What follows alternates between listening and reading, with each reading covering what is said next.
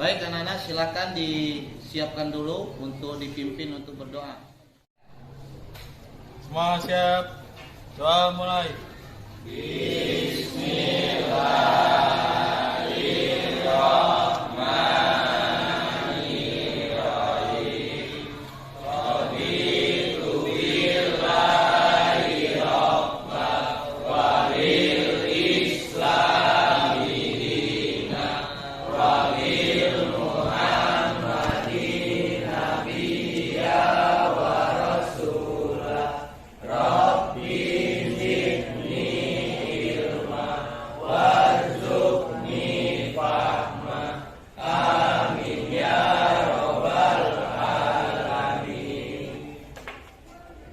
Baik anak-anak, selanjutnya kita akan menyanyikan lagu Indonesia Raya sebagai bukti sikap dan jiwa nasionalisme kita terhadap Negara Kesatuan Republik Indonesia.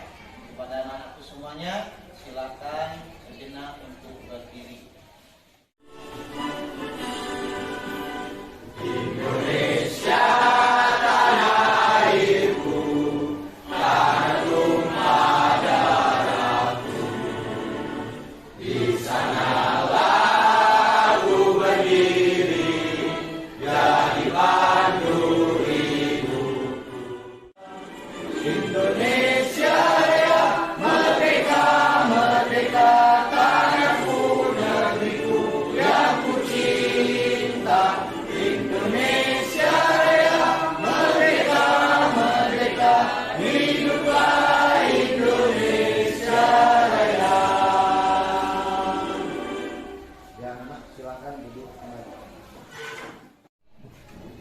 Baik anak-anak, selanjutnya kita membaca surat pendek yang ada di Al-Quran, yaitu surat Al-Fatihah. Jadi akan Bapak pimpin yang lain untuk mengikutinya, ya. Bismillahirrahmanirrahim. Alhamdulillahi Rabbil Alamin. Ar-Rahmanir-Rahim. Maliki yaumiddin. Iyyaka na'budu wa iyyaka nasta'in. Shiratal ladzina an'amta 'alaihim ghairil maghdubi 'alaihim waladdallin. Amin. Hari ini untuk nama yang Bapak panggil untuk mengajukan tangan. Adrian Kurniawan, Ahmad Zaini, izin. Ada surat? Ada. Bertrand Zepira. Terima kasih. Pagi hari ini kita akan memulai materi kita. Sebelum itu, Bapak akan bertanya, materi kita minggu lalu apa? Materi kita minggu lalu yaitu tentang apa? Kerja keras dan baik, pada hari ini, minggu ini, pertemuan ini, materi kita yakni tentang munakahat. Oleh sebab itu, anak-anakku semuanya, untuk memulai materi kita pada pagi hari ini, Bapak akan memberikan pretest. Ya, jadi dikerjakan sesuai dengan kemampuan kalian masing-masing. Ini Bapak akan melihat sejauh manakah pemahaman kalian tentang materi yang akan kita pelajari ini nanti. Ya, silakan Bapak kasih waktu 3 menit untuk mengerjakan pretestnya.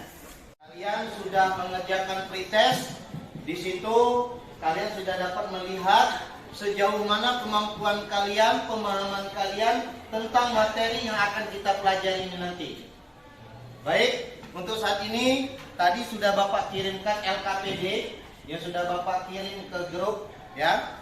Di sini Bapak akan menjelaskan sedikit tentang materi munakahat pada pagi hari ini. Baik anak-anakku semuanya, Materi kita pada kesempatan ini yakni tentang pernikahan di dalam Islam. Pernikahan di dalam Islam. Kenapa dikatakan pernikahan dalam Islam? Karena apa? Karena saudara kita yang beragama non-muslim, mereka juga melakukan pernikahan. Namun pernikahan yang mereka lakukan itu sesuai dengan keyakinan dan agama mereka masing-masing. Oleh sebab itu, kita yang beragama muslim harus sesuai dengan tuntunan ajaran Islam. Ya. Pertama adalah kita harus mengetahui dulu pernikahan itu apa. Nikah secara bahasa artinya menyatu atau menyatukan atau bertemu. Jadi menyatukan atau bertemu. Namun secara istilah suatu ikatan lahir dan batin antara seorang laki-laki dan perempuan untuk hidup bersama-sama dalam suatu rumah tangga melalui akad yang dilakukan menurut hukum syariat Islam.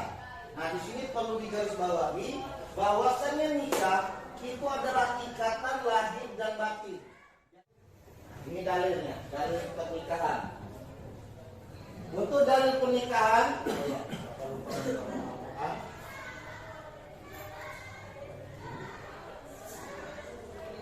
untuk dalil pernikahan itu ada di Quran surat Ar-Rum ayat 21.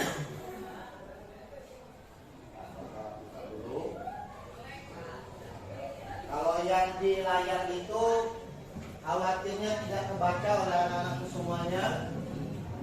Ya, kalau di sini bacaannya kelihatan enggak? Kelihatan?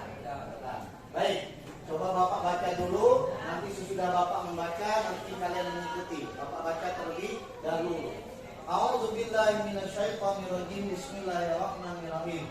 Wa min ayati an khalaqalakum min anfusikum azwajan litaskunu ilaiha wa ja'alna bainakuma mawaddah wa rahmah inna fi dzalika laayatin liqaumin yatafakkarun.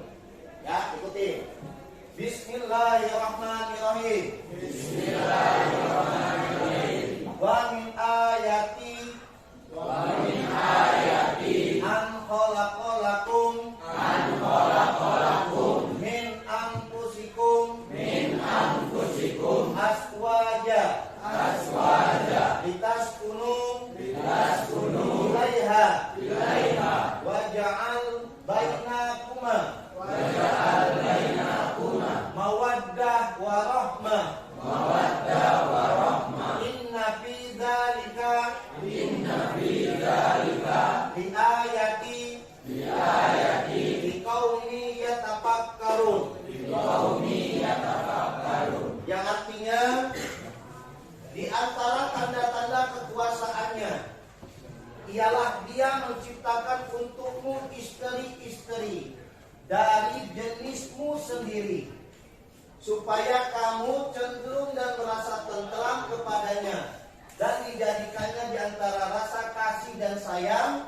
Sesungguhnya pada yang demikian itu benar-benar terdapat tanda-tanda bagi kaum yang berpikir. Hukum pernikahan. Jadi pada awalnya hukum pernikahan itu adalah hukumnya mubah.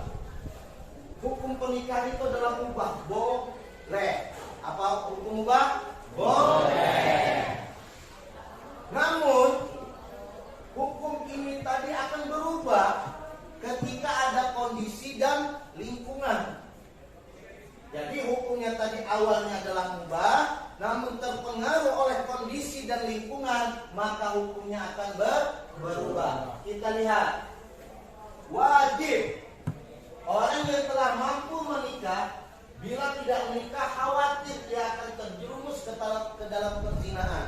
Jadi hukumnya wajib. Tadi awalnya mubah, namun kenapa jadi wajib? Ya, kenapa jadi wajib? Dia sudah mampu menikah, tapi dalam perasaannya, dalam batinnya ada perasaan daripada saya nanti berzina, daripada saya nanti berdosa, lebih baik menikah. Nah, apabila memiliki perasaan dan kondisi seperti ini, maka hukumnya menjadi wajib. Selanjutnya, sunnah. Orang yang sudah mampu menikah tetapi masih sanggup mengendalikan dirinya dari godaan yang menjerumuskan kepada perzinahan. Jadi hukumnya tadi bukan wajib, ini sunnah. Kenapa? Secara lahir dan batin dia sudah siap, namun dalam perasaannya masih sanggup untuk menahan, masih sanggup untuk menahan syahwatnya, masih sanggup menahan nafsunya.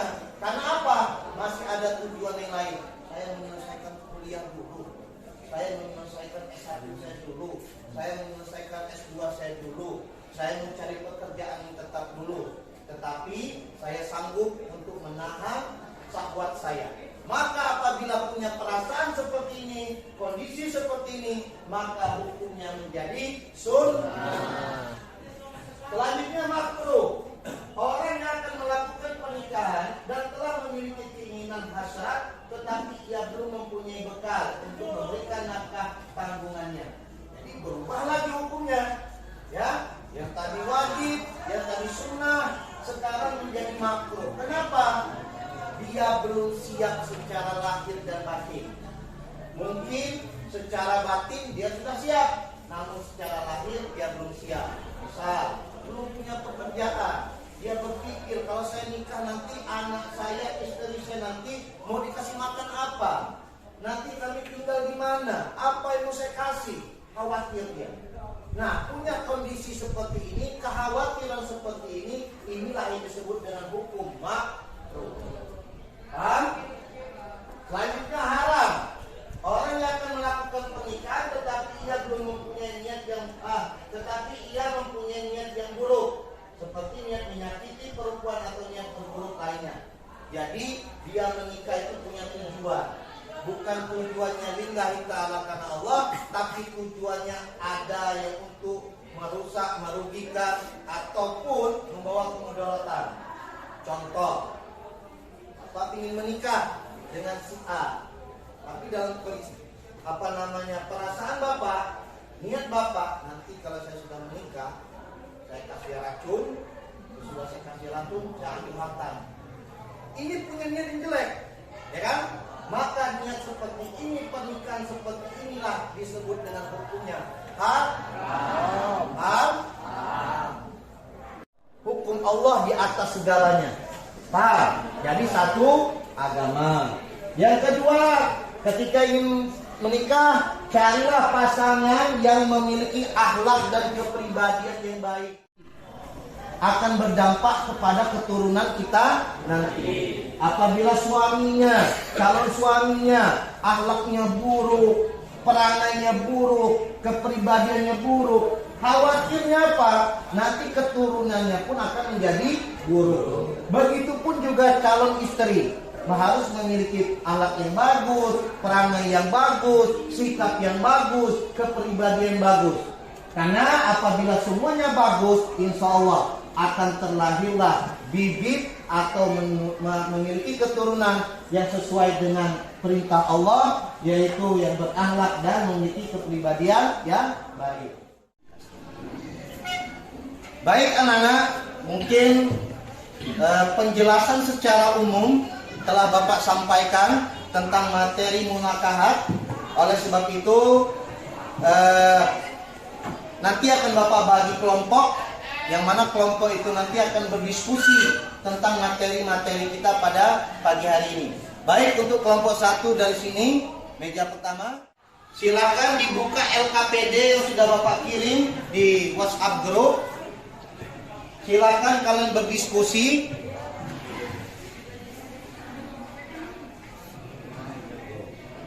Nah, silakan dibuka dulu semuanya. Kelompok 1 sekarang, ini kelompok 2, ini kelompok 3, ini kelompok 4. Sampaikan hasil diskusi kalian yang ada di LKPD tadi. Bapak kasih waktu 1 menit untuk berdiskusi tentang materi kita pada pagi hari ini. Baik, cukup untuk diskusinya. Sekarang silakan kelompok 1. Dapat wali dari mempelai wanita, terdapat saksi dari kedua belah pihak, tersedianya kamar, hijab dan kabul. Ya, baik. Kelompok 2, sampaikan hasil diskusinya. Berikanlah kepada wanita-wanita itu kami melakukan jamak dan sedekah sebagai pemberian kepada karena ketulusan dan kesucian hati. Kemudian jika mereka menyerahkan padamu sebagian dari mas kawin itu dalam senang hati, bahkan merupakan tangis yang asalnya menjadi fa'il, artinya hati mereka senang untuk menyerahkan sebagian dari mas kawin itu kepadamu. Nomor 3. Dalam Islam, tujuan pertama atau tujuan utama dari pernikahan adalah melaksanakan perintah Allah. Dengan melaksanakan perintah Allah, maka umat muslim akan mendapatkan pahala sekaligus kebahagiaan.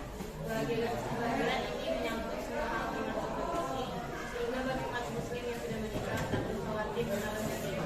Nah, baik. Lanjut. Kelompok 4 untuk menyampaikan hasil diskusinya.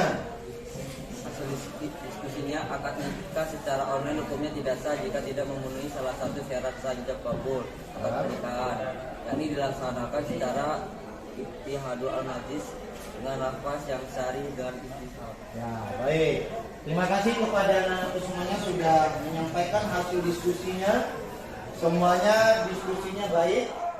Baik, anak-anakku semuanya, kita coba simpulkan sedikit tentang materi kita, yaitu tentang munakahat. Yang pertama, bahwasanya munakahat pernikahan adalah sifat fitrahnya manusia. Ya, baik itu laki-laki maupun perempuan, dia pasti akan menikah. Ya, itu. Yang kedua, dalam menjalankan pernikahan sesuai dengan syariat yang kita anut, sesuai dengan syariat yang kita yakini, yaitu akidah kita, yaitu secara hukum Islam. Oleh sebab itu, bagi kita yang beragama muslim, lakukanlah pernikahan tersebut sesuai dengan tuntunan dan syariat Islam. Dari kita memilih jodoh, sampai kita melakukan pernikahan, sampai kita nanti menjalankan mahligai rumah tangga. Mungkin itu sedikit kesimpulan dari materi kita pada pagi hari ini. Selanjutnya yaitu kita masuk ke refleksi. Ya, refleksi tentang materi kita. Tadi sudah Bapak sampaikan juga di LKPD. Yang pertama, refleksi tentang pentingnya nikah. Kenapa kita harus menikah? Ayo. Kenapa? Karena ibadah. Yang kedua, untuk menyalurkan syahwat kita. Manusia memiliki nafsu, yaitu syahwat. Oleh sebab itu kita harus menikah agar syahwat kita itu bisa disalurkan. Kenapa kita harus menikah? Agar keturunan kita itu tidak terputus, supaya keturunan kita itu selalu bertambah. Mungkin itu anak-anakku semuanya tentang materi kita secara garis besar tentang munakahat. Untuk melihat sejauh manakah pemahaman kalian tentang materi kita pada pagi hari ini, di awal kita sudah melakukan pretest, maka di akhir akan Bapak adakan post test. Nah, silakan dikerjakan post test sesuai dengan link yang sudah Bapak kirim di WhatsApp grupnya. Bapak kasih waktu 1 menit untuk mengerjakannya. Silakan.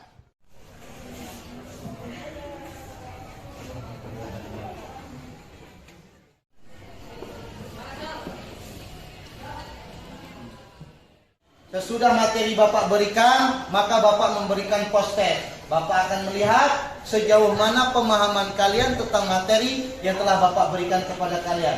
Dan alhamdulillah nilainya sudah keluar dan cukup baik. Terima kasih atas perhatiannya. Mari sama-sama anak-anak kita tutup pelajaran pada pagi hari ini. Baik anak-anakku semuanya, kita memohon kepada Allah Subhanahu wa taala agar apa yang kita pelajari pada pagi hari ini mendapatkan ridho olehnya. Sebaiknya kita tutup dengan doa. Doanya ikuti doa yang Bapak sampaikan. Bismillahirrahmanirrahim. Bismillahirrahmanirrahim. Subhanallah wa bihamdihi. Subhanallah wa bihamdihi. Subhanallahil azim. Subhanallahil azim. Rabbil alamin. Walhamdulillahi rabbil alamin. Baik, Bapak Iris, terima kasih. Wassalamualaikum warahmatullahi wabarakatuh. Waalaikumsalam.